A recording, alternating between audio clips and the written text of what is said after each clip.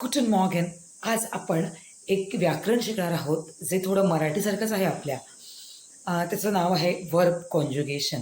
आता हे verb conjugation काय आहे हे तुम्हाला आधी सांगते. तर मराठीमध्ये बघा, जी मूळ क्रियापदं असतात ती वेगळी असतात. म्हणजे काय, तर मूळ क्रियापदं आहेत खाणे, पिणे, झोपणे, वाचणे, शिंकणे, उठणे, बसणे. तर प्रत्येकाला ने असं एक एंडिंग आहे बघा. शेवट प्रत्येकाचा ने असतो. पण जेव्हा आपण हे सगळं वाक्यात वापरतो तेव्हा आपण सेम वापरतो का, तसंच वापरतो का? नाही. जर आपण तसंच वापरलं तर किती विनोदी वाटेल. म्हणजे मी बसणे, तो बसणे, त्या बसणे. नाही, आपण असं म्हणत नाही. आपण काय करतो, त्याचा जो फॉर्म आहे, त्याचं जे रूप आहे ते आपण बदलतो. म्हणजे काय करतो, मी बसते, तो बसतो, त्या बसतात, आम्ही सगळे बसतो. त्याचं एंडिंग जे आहे, त्याचं जे शेवट आहे तो आपण बदलतो बघा. त्याच प्रकारे आपल्याला जर्मनमध्ये सुद्धा हे वर्ब कॉन्जुगेशन करायचं आहे. म्हणजेच जेव्हा आपण एखादं जर्मन क्रियापद वाक्यामध्ये वापरू तेव्हा त्याचा फॉर्म आहे तो आपल्याला बदलायचा आहे. आता बघूया आपण हा फॉर्म बदलायचा कसा. त्यासाठी एक छोटंसं टेबल आहे बघा. आपण जर्मन प्रोनाऊन्स शिकलो, म्हणजे सर्वनामं शिकलो. आता ते सर्वनामांसाठी एक एंडिंग म्हणजे शेवट हा ठरलेला आहे, तो आधी आपण बघूया. तर सर्वनामं आहेत इश, दू, एर, झी, एस, हे आपण शिकलोय. तर इशसाठी शेवट आहे ई, इशसाठी शेवट आहे ई. दूसाठी शेवट आहे एस टी, दूसाठी शेवट आहे S T. R, Z, S साठी शेवट आहे टी. आज आपण एवढेच सर्वनामं बघणार आहोत. आता हा शेवट कळला, पण हा शेवट वापरायचा कसा. तर आपण आधी काही क्रियापदं बघूया. तर आपलं क्रियापद असेल कॉमन. तुमचं हे क्रियापद झालेलं आहे बघा शिकून.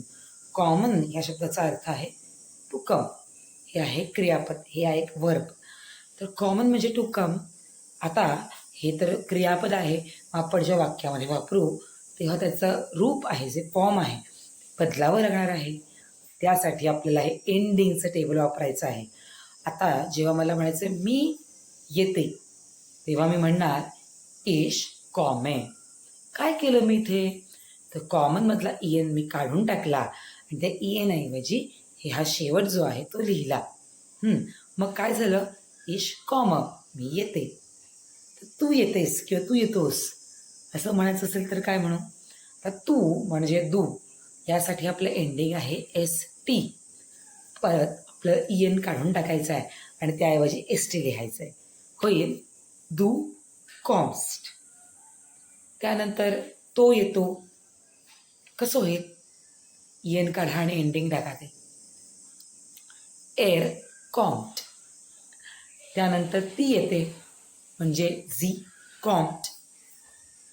ते म्हणजे इट कम्स इंग्रजीमध्ये, ते येतं, त्याला आपण म्हणणार एस कॉम्ट ना. आता तुम्हाला आणखी एक क्रियापद मी देणार आहे. ते आपलं आहे वोनन. वोनन म्हणजे राहणे, टू लिव्ह. ह्यासाठी आपल्याला तिघांचं कॉन्ज्युगेशन करायचं आहे. इश, दू, एर, झी, एस. करून बघा जरा. इशसाठी काय येईल, वोने. दू